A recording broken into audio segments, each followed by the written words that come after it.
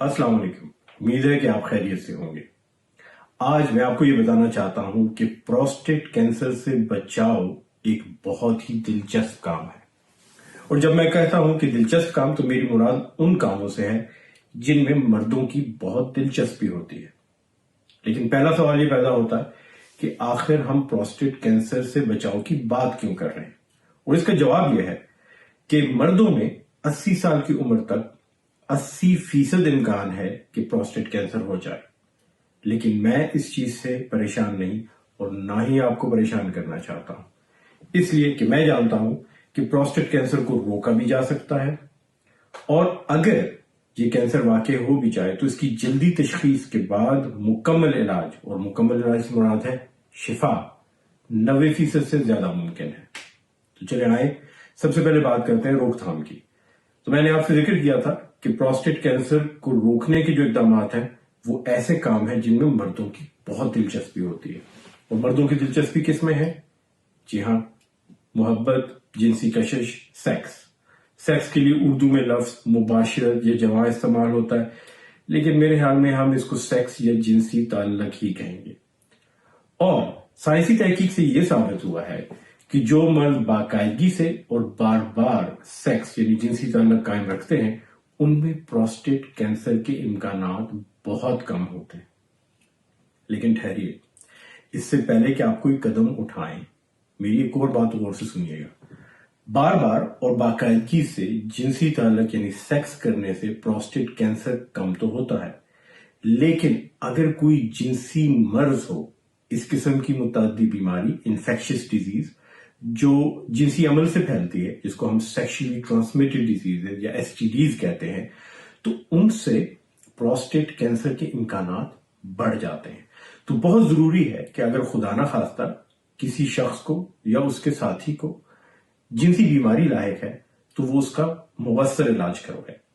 जब तक इलाज हो रहा है जिनसी ताल्लुक कायम रखा जा सकता है, लेकिन उसमें कॉन्डम की तरह के बैरियर कॉन्ट्रासेप्टिव्स इस्तेमाल कीजिए। और अक्सर इन बीमारियों का इलाज बहुत आसान होता है। इनमें से अक्सरियत ऐसी बीमारियां हैं जो एंटीबायोटिक से मुकम्मल तौर पे खत्म हो जाती है। कुछ में तो सिर्फ एक डोज लेनी पड़ती है, एक दफा एंटीबायोटिक लेनी पड़ती है और वो खत्म हो जाती है। इस बारे में अगर आपको कोई शक हो कि आपको या आपके साथी को जिनसी बीमारी लायक है, तो अपने डॉक्टर से रुजू करें। अब लोग मुझसे कभी कभी ये सवाल करते हैं कि डॉक्टर साहब, चले मोहब्बत और जिनसी ताल्लुक तो कायम कर दिया और इससे कैंसर के इम्कानात कम हो गए, लेकिन दिन के बाकी 23 घंटे और 58 मिनट में क्या किया जा सकता है जिससे मजीद कैंसर के इम्कानात कम हो? और इसका जवाब है बहुत सी ऐसी चीजें जिनसे आप आसानी से कैंसर के इम्कानात को कम कर सकते हैं। सबसे पहली चीज तो वर्जिश है।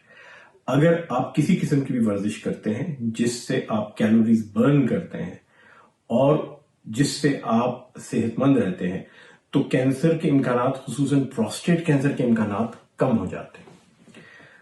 वर्जिश के लिहाज से आपको यह भी बता दूं कि जिनसी अमल, सेक्स करने का जो प्रोसेस है, वो भी एक तरह की वर्जिश है। तो उसे जितना भी तवील कर सकें, जितना भी ज्यादा कर सकें, इतना बेहतर है। अब आते हैं खुराक की तरफ। सब्जियों और फलों के इस्तेमाल से तमाम कैंसरों के इम्कानात कम हो सकते हैं, खुसूसन प्रोस्टेट कैंसर के। अगर दिन में आप कम से कम 5 मुख्तलिफ किस्म की सब्जियां और फल इस्तेमाल करें, तो उससे आपके प्रोस्टेट कैंसर के इम्कानात काफी कम हो सकते हैं।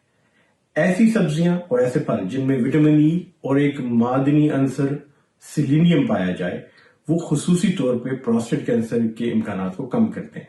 लेकिन यहां एक बात याद रखिए, जो मल्टीविटामिन और न्यूट्रिशनल सप्लीमेंट्स मिलते हैं, यानी मसनूई बनी हुई विटामिन और सप्लीमेंट्स, उनसे फायदा नहीं होता। बल्कि अगर आप मसनूई विटामिन ई और सेलेनियम लेंगे तो उससे प्रोस्टेट कैंसर के इम्कानात बढ़ जाते हैं।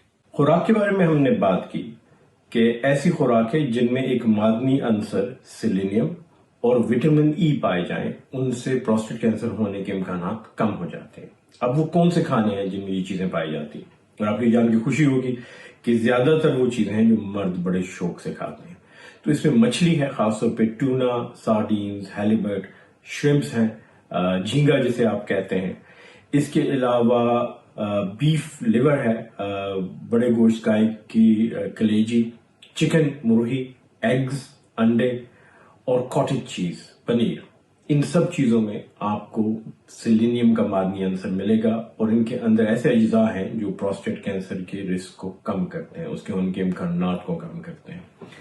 کچھ لوگ، کچھ مرد گوشت کھانا پسند نہیں کرتے، تو ان کے لیے 3 چیزیں ہیں: براؤن رائس، براؤن چاول، براؤن بریڈ،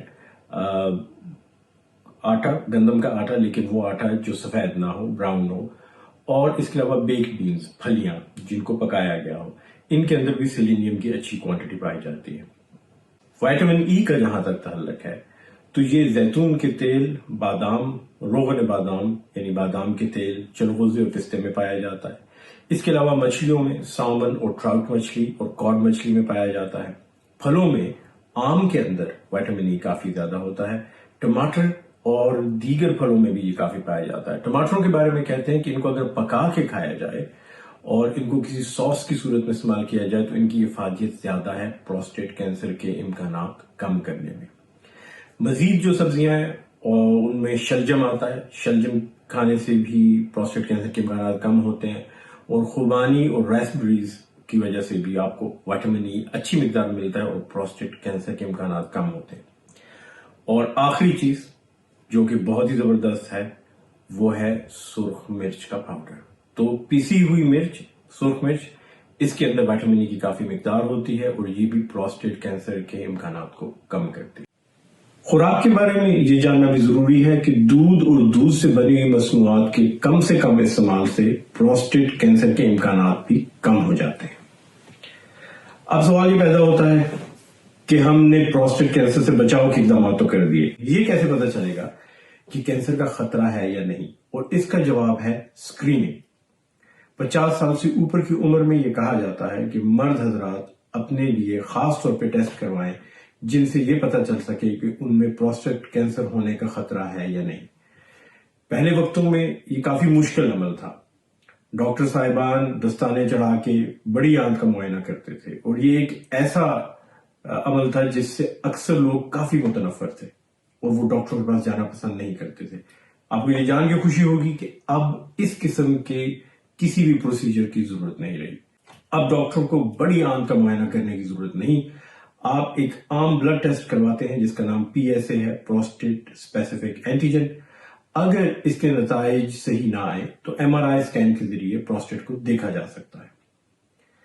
اسکریننگ کے لیے ایک اور اہم بات بتاتا چلوں کہ اگر کسی کے خاندان میں پروسٹیٹ کینسر قریبی رشتہ داروں میں پایا جاتا ہے، جیسے والد، بھائی، چچا، ماموں، تو انہیں چاہیے کہ وہ اپنی اسکریننگ کا خاص انتظام کریں۔ جس عمر میں قریبی عزیز و اقارب میں کینسر ہوا ہے پروسٹیٹ کا، اس سے 10 سال پہلے آپ اپنی اسکریننگ شروع کر دیجئے۔ اسی طرح بریسٹ اور اوویرین کینسر یعنی چھاتی اور اووری کے کینسر میں ایک خاص قسم کا کینسر ہوتا ہے جس کو BRCA بریکا میوٹیشن کینسر کہا جاتا ہے۔ یہ ایک ایسا کینسر ہے جو عورتوں میں خاندانی طور پہ ایک نسل سے دوسری نسل میں منتقل ہوتا ہے۔ جن عورتوں میں BRCA یا بریکا میوٹیشن کا چھاتی یا اووری کا کینسر پایا جائے، ان کے مرد رشتہ داروں میں پروسٹیٹ کینسر کے ہونے کے امکانات بھی بڑھ جاتے ہیں۔ تو ایسے حضرات کو بھی جن کے خاندان میں BRCA بریکا میوٹیشن پائی جائے، یہ چاہیے کہ اپنی اسکریننگ جلد شروع کروا دیں۔ اب آتے ہیں آخری سوال کی طرف، اور وہ یہ کہ اگر خدا نہ خواستہ ان تمام حفاظتی اقدامات کے باوجود کسی شخص کو پروسٹیٹ کینسر ہو جائے تو کیا نتیجہ نکلے گا؟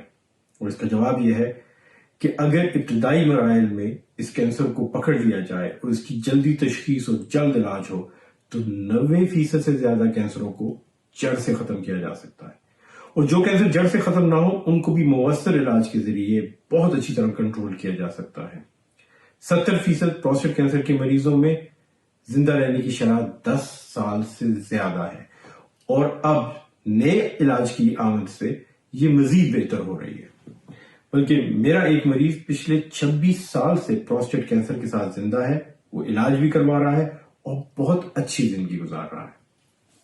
یہ مہینہ پروسٹیٹ کینسر کو جاننے اور اس سے بچنے کا مہینہ ہے، پروسٹیٹ کینسر اویئرنیس منتھ۔